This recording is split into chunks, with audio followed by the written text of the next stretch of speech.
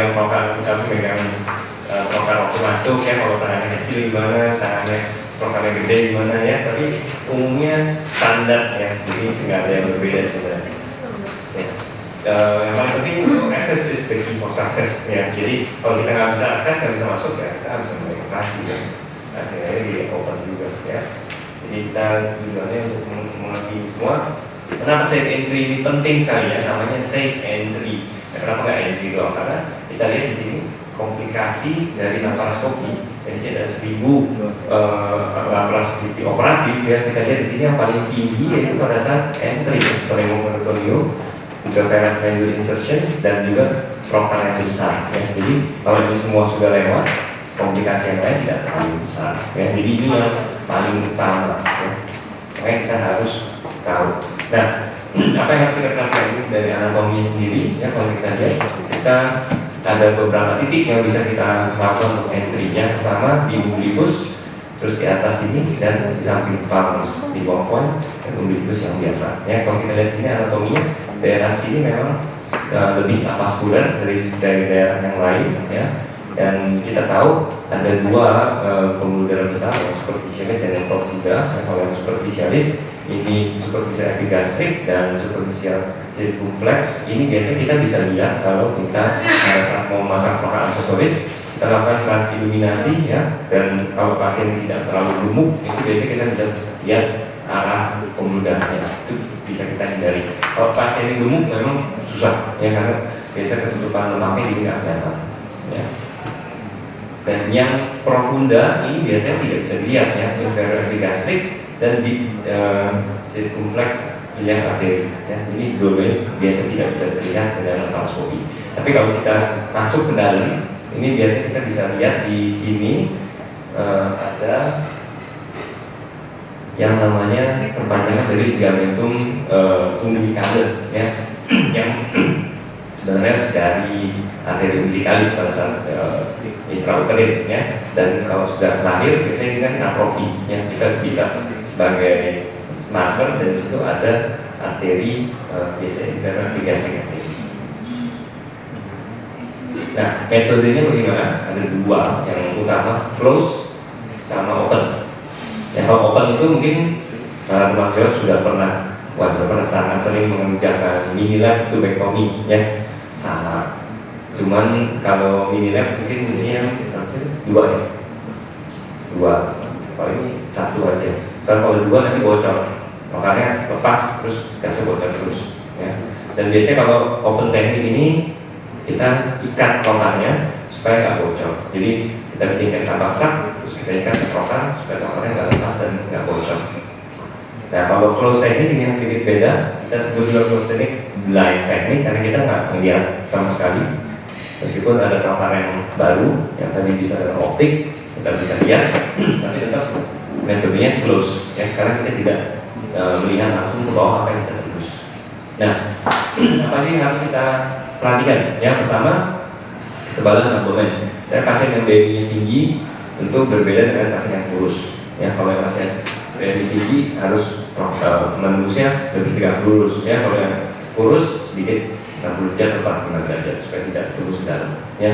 Terus kedua, operasi sebelumnya ya, seperti di gambar yang atas ini, itu pernah laparotomi mediana dari ujung sampai ujung bawah ya, dari sipoid sampai sintesis. Nah, kita jangan trocar taruh di kanan, kita taruh di samping, di palmus ya, karena di tengah itu pasti ada pereketan, entah itu momentum, entah itu usus ya, itu pasti ada pereketan. Jadi kita hindari tempat yang kemungkinan kita akan kesulitan. Dan ini juga adalah keuntungan laparoskopi ya, karena kalau teman-teman sudah buka insisi yang lama itu pasti akan tembus pereketannya dulu ya. Ya, ini kalau di manusia ini pasti nanti tembus peritoneum yang lengket ke atas ya. Jadi sebaiknya memang kita melakukan laparoskopi tadi dengan hati-hati ya. Dan kedua, yang ketiga itu organ size, lokasinya. Yang kalau misalnya seperti ini, perutnya sudah kelihatan tumornya, jangan tembus di bawah sini karena kita akan kesulitan sendiri untuk mengoperasi. Kita tembus di atas ya, di bawah poin di palmus. Terus post-base addition ya, jadi kemungkinan yang mungkin pernah ada operasi ketika di operasi ya konservatif, dan peralatan yang kita punya ya, apakah beres, apakah dengan trocar yang mana ya, ada yang latest trocar, tadi ada yang trocar, dan terakhir operating table head. Jadi tinggi meja operasi itu sangat berpengaruh ya, karena kalau terlalu tinggi kita akan sulit untuk melakukan insersi. Jadi kalau benar juga nggak bisa, karena kita harus ya. Jadi pas kalau misalnya meja operasi terlalu tinggi ya kita yang pakai duduk sedikit biar duduk. Nah, kalau close technique ini menggunakan Ferris needle biasanya. Jadi kita semua udah melihat Ferris needle, ada springnya, dan ini yang selalu kita cek sebelum kita melakukan entry. Ya. Jadi lama-lama setelah kita aplikasi Ferris needle oleh instrumen, ya, dan kita langsung cek apakah fungsinya itu baik atau tidak. Ya, dicek dulu fungsinya. Kedua, baru dicek apakah ada sumbatan atau enggak di dalam Ferrisnya itu. Ya, kalau di dalam Ferris itu ada sumbatan, kita ganti, ya, atau kita cuci dulu, spool dulu, ya, biar bersih. Dan cara memegangnya seperti memegang pulpen, ya. Jadi dulu. Ya, para mahasiswa bisa memegang lebih ke arah distal, ya, supaya tidak tembus, tidak terlalu dalam. Ya, tapi saya lebih suka megang di atas karena ini lebih gede, pegangan lebih mantap. Ya, kalau di bawah kita sulit ya, dan megangnya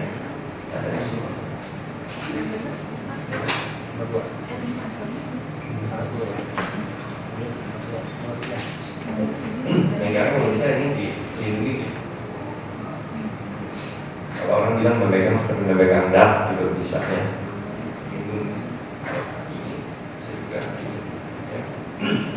Dilindungi dengan dinding dari terakhir yang supaya tidak terlalu dalam. Posisi pasien jangan di triangle dulu, jadi horizontal ya.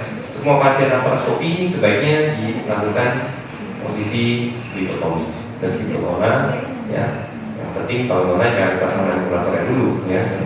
Kalau pasang bahaya. Kalau bisa kita perlu mobilisasi rektum, itu posisi ini sangat menguntungkan ya. Jadi kadang-kadang beberapa pasien perawat yang bilang, oh dok masih nona, jangan dilitotomi, nggak apa-apa, dilitotomi aja, yang penting jangan dicuci, kita identifikasi masalah di pasal. Kalau dia kurus biasa, pada saat nanti kita transfer kakinya itu sangat kita komunikasi. Jadi walaupun semuanya tetap kurang. Nah, ini posisi kalau kita melakukan triangle terlebih dahulu ya. Jadi pada saat melakukan entry di dalam triangle, karena kalau triangle kita langsung tusuk ke otak ya, bifurcatio dan ada apa cabangnya di sini semua ke promotor ini langsung. Jadi kalau posisinya lurus dia akan masuk ke dalam garis, garis. Ini kita pikir tadi kalau lurus kan kita tahu sudah ada garis di mana. Begitu kita triangle duluan, yang kita pikir ke arah grafis, ternyata itu bukan ke arah grafis, malah ke arah udara itu. Insisinya ya, kalau paling baik adalah insisi di umbilicus. Ya, kenapa? Karena umbilicus ini adalah pertemuan dari semua fascia. Jadi ini yang bagian paling tipis dari dinding abdomen. Ya, kalau bisa insisinya persis di dalam. Ya, tapi risikonya kalau misalnya terlalu dalam, tembus dulu bisa cedera khusus yang di bawahnya. Ya, karena terlalu tipis.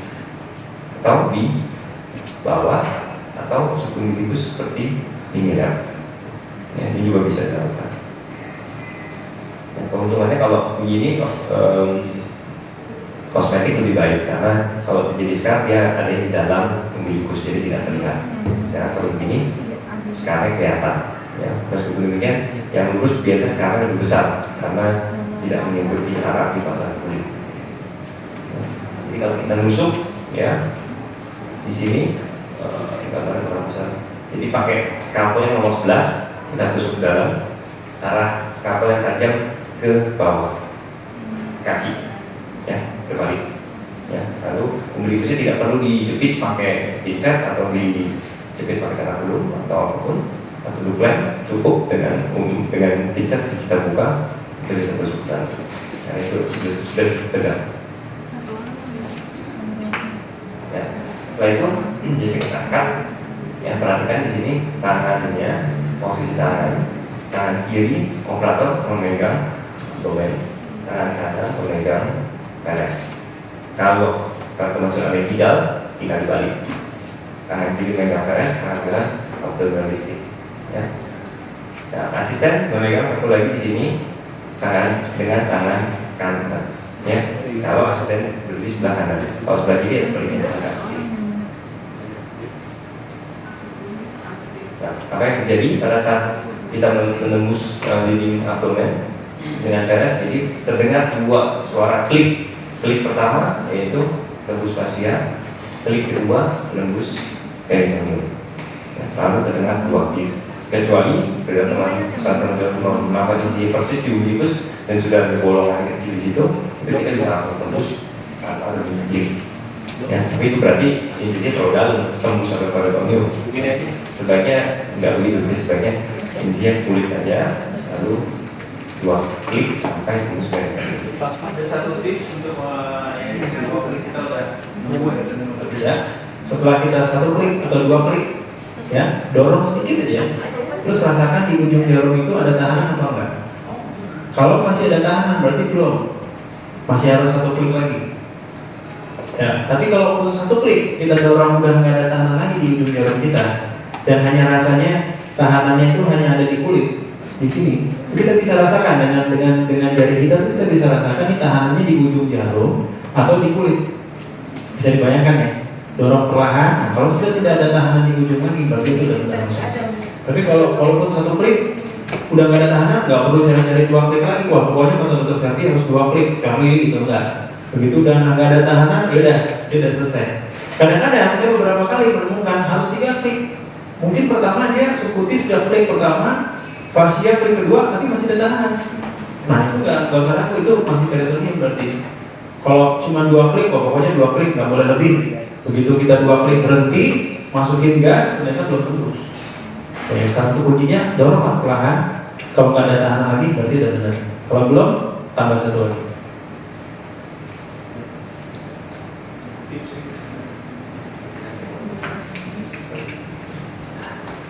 Ya, ini konfirmasi. Jadi setelah peres masuk ke dalam abdomen, intraabdomen, sudah yakin setelah 2 klik atau tadi, ya. Terus kita lakukan tes konfirmasi. Ada 3 cara tes konfirmasi. Pertama, aspirasi dulu. Kedua, didorong. Jadi kalau aspirasi dia ada peres, ada feses atau ada darah yang teraspirasi. Kedua didorong, gampang atau tidak. Ya. 3 diaspirasi lagi. Ya. Kenapa? Karena kalau misalnya kita masuknya ke dalam subperitoneum ataupun di atau lengketan momentum, dia akan membentuk kantong. Jadi kalau kita tarik lagi teraspirasi, pasti cairan yang tadi kita masukin teraspirasi lagi. Ya. Nah, keempat terakhir yaitu dengan drop test, ya. Jadi kita tesin, terus kita angkat domainnya. Kalau misalnya dia menarik cairannya, berarti benar di dalam intraabdomen. Ya. Untuk close technique yang mau memberikan incision seperti ini di atas di libong point itu bisa dilakukan di sini, ya. Ataupun di sini Palmer's point juga bisa dilakukan.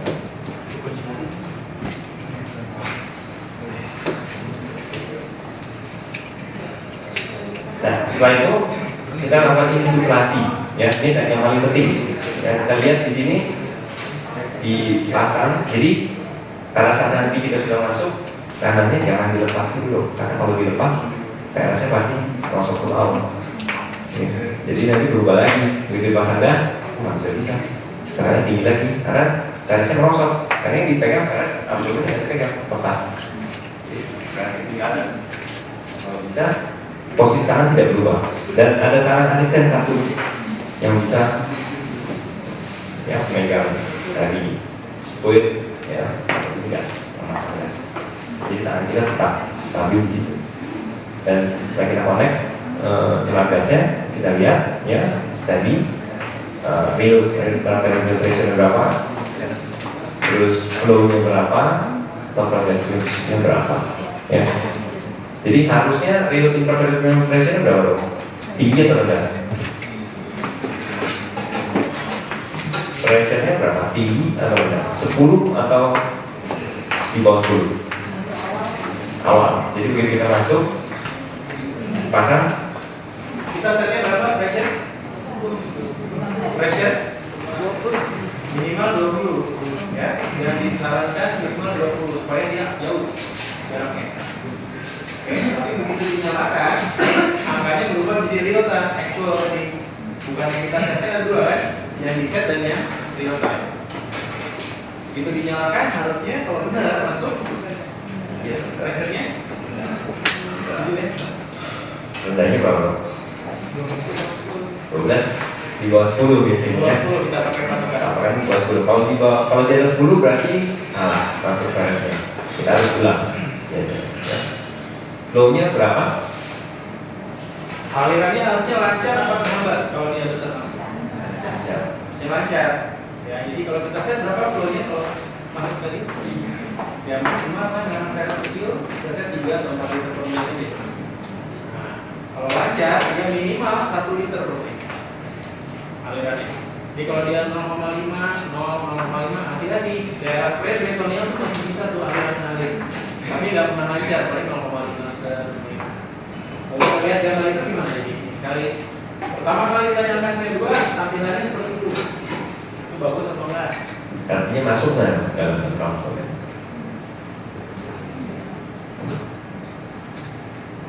Pressure-nya gimana? Pressure berapa? Bagus nggak? Berapa? Pressure bisa lihat? Yang paling tinggi itu mmHg tuh. Jadi kalau bingung lihat aja satuannya itu. Ini karena alatnya beda lagi ya dengan yang tadi ya. Yang paling kiri ini pressure, yang tengah flow, yang paling kanan itu volume sel 2, total sel 2 yang sudah terpakai. Jadi kalau sekarang tampilannya seperti ini gimana? Masuk ya? Lihat dari mana? Satu. Pressure-nya rendah, flow-nya bagus, 2,5 kan? Lagi volumenya. Volume ini penting.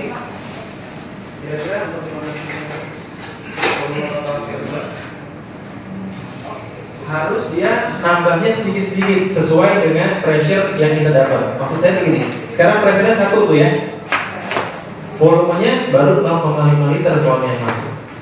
Kira-kira untuk mencapai 15 mm Hg atau 20 mm Hg pada wanita dewasa, minimal kita butuh 2 liter CO2. Jadi suatu saat tiba-tiba baru 0,8 liter, pressure tiba-tiba udah 12 atau udah 15, berarti salah. Ada salah posisi, bisa benar pertama, habis itu dalam perjalanan misinya kita ngeleng.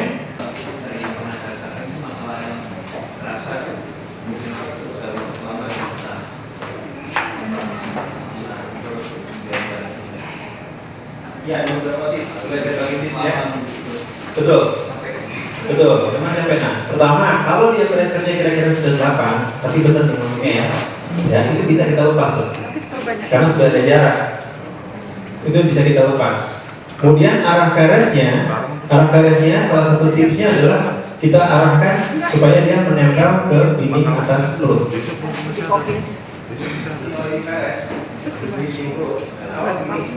Harus tegak lurus loh. Ini sudah ada ruang. Jika ada ruang ini kita bisa arahkan gini. Begini lebih tipis. Dia akan aman. Jadi kita arahkan begini. Tanpa dipegang perutnya pun itu sudah. Jadi setelah kira-kira ya 8 mm Hg pengalaman saya 8 mm Hg itu sudah lepas. Mau pegang perut. Dan yang penting kalau Anda lepas, pastikan alirannya masih lancar. Taunya di mana? Flow-nya masuk betul. Bisa suatu saat kita lepas capek, kita lepas ternyata flow-nya berhenti. Padahal pressure-nya belum sampai tujuan. Berarti posisi ini berubah. Mungkin lagi. Oke.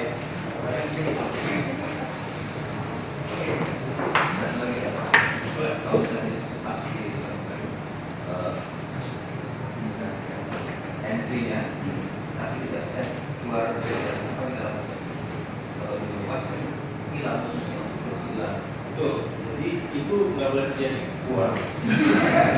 Kenapa? Karena satu, itu adalah kita mencari fisik yang tidak aman. Nanti ada yang kita telusuri kalau ada faktor risiko lainnya, yaitu satu paling penting apa?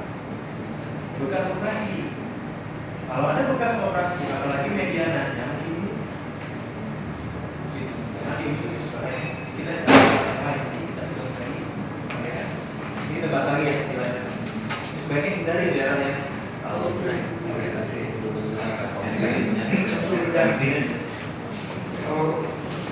sih kalau PRS ya itu masih kecil ya sebelumnya, oke. Tapi kalau lokal nggak boleh. Kalau Kalau jauh khusus besar harus buka, harus besar. Dia kecil. Harus. Nah itu dia tergantung, makanya sebaiknya jangan sampai seperti itu. Kalau ada seperti itu jangan di daerah yang lain. Nanti ada beberapa tips bagaimana menghindari bekas operasi. Caranya, ya. Oke. Setelah insufflasi, ya, total volume dari berapa kita sepakat? Total volume yang diinsufflasikan dalam waktu mencapai berapa? Minimal berapa? Baru kita beralih ke trocar. 20 tekanan total volume. Memang benar yang paling penting bukan volume tapi pressure. Tapi kira-kira gambarannya minimal berapa liter? Ya minimal 2 liter, 2,5 liter. Kalau masih 1,5 liter per 20, tanda tanya. Ya apa? Atau pasiennya kecil banget. Atau pasiennya anak kecil. Atau satu lagi ada massa besar di dalam perut. Yang kita hanya butuh 2 liter aja, 1,5 liter udah tekatannya udah tinggi. Itu bisa ya. Pengecualian. Oke. Nah, kita lanjut dengan trocar, ya.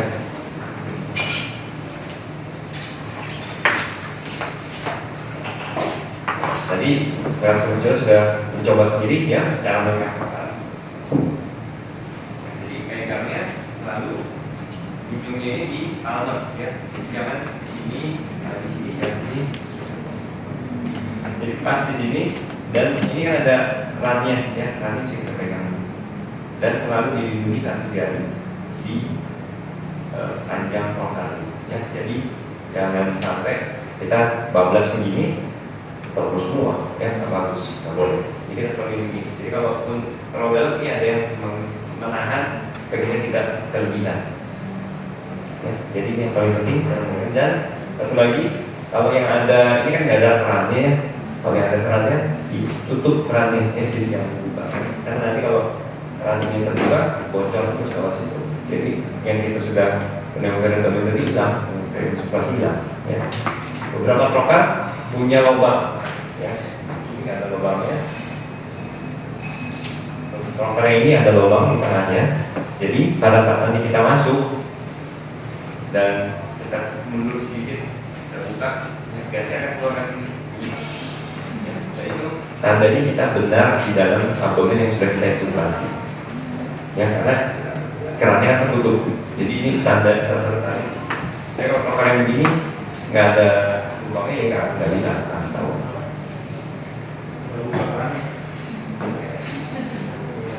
Tidak keran ini 15 ini. Yang paling penting di sini yaitu jangan didorong. Ya, kalau didorong kita tembus semua. Jadi screw like jadi kita ulir ya.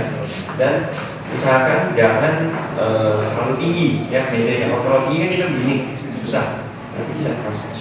Mobil juga susah. Ya. Terlalu rendah segini juga nggak bisa ya. Jadi usahakan dalam derajat posisinya. Jadi kita pas untuk melakukan transfer. Ya, ini selalu ada di garis fingernya dan supaya trocar ini masuk maksimal 2-3 cm dari dinding abdomen, tidak lebih. Ya. Ya. Nah, bagaimana posisi arahnya? Tadi kan caranya, sekarang arahnya gimana? Kalau yang lurus banget, kita bisa langsung belajar. Ya, kalau yang gemuk 60, kalau yang gemuk sekali nggak bisa 60, ya kan tembus ke perut nggak cukup ini panjang trocar. Karena trocar biasanya yang 10 ini masih nggak ada yang lebih panjang. Kalau PRS ada yang lebih panjang, ada yang pendek. Kalau trocar umumnya segini sama semua. Ya. Jadi kalau misalnya yang obes harus benar-benar tegak lurus 90 derajat. Nah setelah itu baru kita masukin kamera, dan sebelum kamera masuk, sebelum kita lihat yakin dalam perjalanan, jangan dibuka dulu gasnya, ditutup. Ya, dan kalau sudah kita lihat di dalam, apa yang kita lakukan? Kita lakukan diagnostik dulu, ya. Jadi inspeksi dulu, ada yang tembus atau enggak, ada yang benar atau enggak, ada persis atau enggak. Baru setelah itu dilakukan posisi dan berendam. Nah, untuk aksesoris pelengkapnya ini bisa bermacam-macam, ya. Ada bisa yang di tengah, ya. Model ini nanti kita bahas lagi di bagian ergonomisnya, bagaimana cara kita sebaiknya melakukan atas. Oke. Jadi ini kesimpulannya. Yang pertama, kasih tes dulu, springnya bagus nggak, lancar nggak, di sisi pasang tes dulu, peresnya, konfirmasi tes. Setelah dikonfirmasi, pasang gasnya, perhatikan insuflasinya, setelah itu baru pasang trompa. Ada pertanyaan?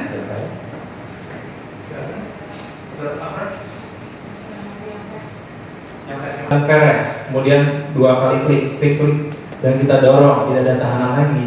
Berarti asumsi kita ini sudah masuk. Tes apa yang bisa kita lakukan? Pertama tadi apa?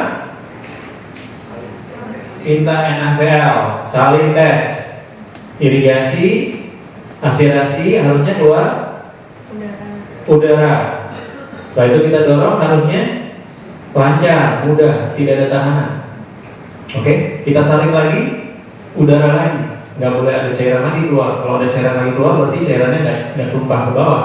Ada perlengketan mungkin di situ yang bisa kehisap lagi. Oke, setelah itu ini baru tanda-tanda tidak pasti sebenarnya. Sama seperti kehamilan, ini masih tanda-tanda tidak pasti kehamilan. Tapi kalau semuanya benar, biasanya sih hamil juga kan. Tapi yang tanda pasti kehamilan atau tanda pasti masuk adalah insuflator tadi. Itu tidak mungkin bohong. Kalau ini masuk preperitoneal, itu masih bisa kita dorong, rasanya mudah. Kita tarik masih bisa keluar gas sedikit. Itu. Tapi kalau yang insuflator indicator itu nggak mungkin bohong. Tandanya ada 3 tadi minimal. 1, pressure-nya harus. Jadi setelah kita tadi tes, oke, sambungnya dengan selang saya 2 kan? Sambungnya selang saya 2 kan? Setelah itu kita perintahkan untuk ya nyalakan sel 2. Nah di sini penting, pada saat kita perintahkan nyalakan sel 2, mata kita tertuju ke asis salah ya. Kalau inilah sumber dari petaka pada saat kita ya sel 2 nyala, kita lihat asisten cakap itulah sumber petakanya. Karena mata kita harusnya melihat ke insuflator. Iya tuh pressure-nya berapa, lihat flow-nya berapa. Kalau itu kita nggak lihat, itu petakanya di situ. Dimana pressure-nya harus rendah, kurang dari 10. Flow-nya harus lancar, lebih dari 1 liter per menit. Lebih dari 1 liter, 1,5, 2, 2,5 boleh. Artinya dia aspirasinya lancar. Kalau itu terjadi, maka ini tanda pasti bahwa dia masuk. Setelah itu kita pertahankan supaya flow-nya jalan terus sampai pressure-nya sesuai dengan yang kita inginkan. Ini harus jalan bareng. Pressure naik, flow-nya naik. Sampai akhirnya 20, misalnya kita set 20, otomatis dia akan jadi 0. Sesuai yang kita inginkan. Dan kita lihat volume yang masuk sesuai. Misalnya berapa? 2,5 liter, 3 liter. Boleh nggak sampai 5 liter? Boleh. Kalau tubuhnya besar, perutnya lembek, anaknya 6, ya flabby perutnya 5 liter aja sampai. Yang penting pressure-nya jangan lebih dari 20-25. Jadi yang paling penting bukan volumenya. Kadang-kadang perawat kita dok, udah 3 liter dok, stop. Pernah nggak gitu ya? Walaupun padahal pressure-nya masih 10. Kadang-kadang bisa gitu karena dia terlalu luas perutnya. Itu berarti kalau masih 10, jaraknya dari organisasi masih terlalu dekat. Kalau 20, itu bagus ya. Satu lagi hubungannya dengan 20 atau 25, itu perutnya tegak, cukup tegak sehingga pada saat masukin trompa jadi mudah. Sama seperti kita memasukkan atau misalnya menusuk balon yang diisi air. Bayangkan balon diisi air separuh isi sama full isi. Terus kita tusuk pakai paku. Mana yang lebih mudah? Yang setengah apa yang full? 50 itu lebih mudah 60 semua. Ya. Berarti betul-betul patokannya pasirnya ya, bukannya bilangnya pekan hati gitu enggak? Hilangnya pekan hati hanya untuk mengkonfirmasi bahwa gasnya sudah masuk. Tapi tetap yang kita pakai pressure. Jangan pekan hati ya semuanya kita pukul, pokoknya timpani oke, berarti benar masuk. Kita tunggu aja sampai dasarnya 25. Oke, lagi harus jelas banget nih karena ini adalah suatu tahap yang paling penting. Kalau ini masih ragu-ragu, belum bisa maju kita. Karena dari pelatihan ini, daya ini harus tinggi. Soal ini. Ini biasanya kan biasanya spinal. No, paling sering GA loh. Paling sering GA. Final hanya ada tertentu aja kita yakin cuma sebentar, dia masuk sebentar terus boleh. Cuma untuk sterilisasi cuma boleh. Siapa yang sering pemasukan makanan kita rasa kadang jadi indikatornya begini. Nah, Betul. apa yang harus sampai dulu. Nah, ada saja. Titik itu artinya apa? Artinya tekanan di dalam perutnya karena kita tekan dia tinggi. Mesin itu menangkap itu. Biasanya kalau kayak gitu berarti mesinnya masih nyala. Ya. Jadi sebelum itu matiin dulu. Ini tersambung nggak apa-apa. Ini pada masuk brokar ya. Pada saat masukin brokar, itu kan harusnya kan garasi kita copot dulu. Ya tak? Garasi kita copot harusnya nggak bunyi. Aksesoris itu brokar aksesoris. Kalau brokar aksesoris tidak apa-apa. Tidak apa-apa karena itu mengatakan bahwa ini ada tekanan yang sangat tinggi nih. Makanya alatnya bunyi. Biasanya paling sering misalnya ini tertutup. Kalau CO2-nya nggak bisa jalan, mesinnya bunyi. Buka. Itu nggak apa-apa. Kalau di saya itu karena sudah setuju sebenarnya kalau operasinya itu belum jauh pasti masuk mereka spinal. Nah gimana kalau anestesiolognya bilang spinal? Kita harus Kan kita mereka jarang pakai GA lagi kalau di Amerika. Betul. Itu pentingnya kita berdiskusi dengan sejawat anestesi khusus untuk laparoskopi agak beda. Karena kita harus meyakinkan bahwa ventilasinya bagus. Itu sebabnya kita harus memilih GA karena kita pakai CO2 yang mudah diserap oleh darah. Jadi kadar CO2 di dalam darah itu dengan mudah akan tinggi kalau ventilasinya apalagi nggak lancar. Nah dengan GA mesin GA itu kita dengan ventilasi yang baik aman CO2 nggak pernah terlalu tinggi. Itu harus spinal.